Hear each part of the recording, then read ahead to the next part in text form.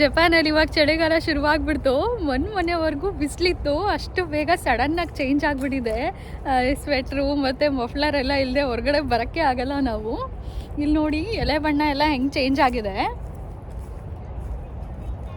ನೋಡಿ. ಈ ಥರ ಎಲೆಗಳ ಬಣ್ಣ ಎಲ್ಲ ಚೇಂಜ್ ಆಗಿ ಉದುರೋಗ್ಬಿಡುತ್ತೆ. ಇರ್ಬೋದು ಎಲ್ಲ ಎಲೆಗಳು ಉದುರಿದೆ.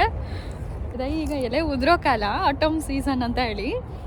ದಿನದಿಂದ ಎಲ್ಲರೂ ಕೇಳ್ತಾ ಇದ್ರು, ನೀವು ಯೂಟ್ಯೂಬ್ ವಿಡಿಯೋಸ್ ಶುರು ಮಾಡಿ, ನಿಮ್ಮ ವಿಡಿಯೋಸ್ ತುಂಬ ಚೆನ್ನಾಗಿ ಬರ್ತಾ ಇದೆ, ಆದರೆ ಲೆಂತಿ ಇಲ್ಲ ಅಂತ ಹೇಳಿ. ಅದಕ್ಕೆ ನಾನು ಯೂಟ್ಯೂಬ್ ಚಾನಲ್ ಶುರು ಮಾಡಿದ್ದೀನಿ. ನೀವು ಈಗಲೇ ಸಬ್ಸ್ಕ್ರೈಬ್ ಮಾಡ್ಕೊಳ್ಳಿ. ವಿಶೇಷವಾಗಿ ಇಲ್ಲಿನ ಕೃಷಿ ಪದ್ಧತಿ ಬಗ್ಗೆ ತೋರಿಸ್ತೀನಿ ನಾನು. ನನಗೆ ಕೃಷಿನಲ್ಲಿ ಆಸಕ್ತಿ ಇರೋದ್ರಿಂದ ಇಲ್ಲಿ ಯಾವ ಥರ ತಂತ್ರಜ್ಞಾನ ಅಥವಾ ಟೆಕ್ನಾಲಜಿನ ಉಪಯೋಗಿಸ್ತಾರೆ ಕೃಷಿಗೆ ಅಂತ ತಿಳ್ಕೊಳ್ಳೋಕ್ಕೆ ಪ್ರತಿ ವಾರನೂ ನಾನು ವಾಲಂಟಿಯರ್ ಆಗಿ ಬರ್ತಾ ಇದ್ದೀನಿ. ಇವತ್ತು ಕೂಡ ಏನು ಮಾಡಿದೆ, ಏನು ಕೆಲಸ ಇತ್ತು ಇಲ್ಲಿ ಹೊಲದಲ್ಲಿ ಅಂತ ಎಲ್ಲ ತೋರಿಸ್ತೀನಿ.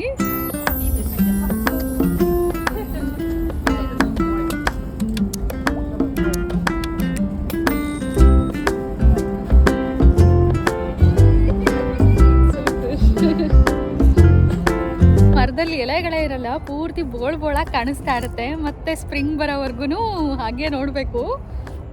ಈ ಪಾರ್ಕಲ್ಲೇ ಒಂದು ರೆಸ್ಟೋರೆಂಟ್ ಕೂಡ ಇದೆ.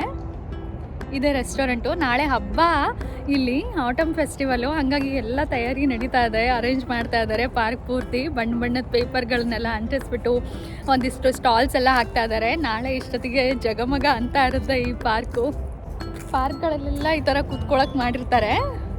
ಇಲ್ಲಿ ಏನಂದರೆ ನಾಳೆ ಆಟಮ್ ಫೆಸ್ಟಿವಲ್ ನಡೀತಾ ಇದೆ, ಹಾಗಾಗಿ ಎಲ್ಲ ತಯಾರಿ ಆಯಿತು.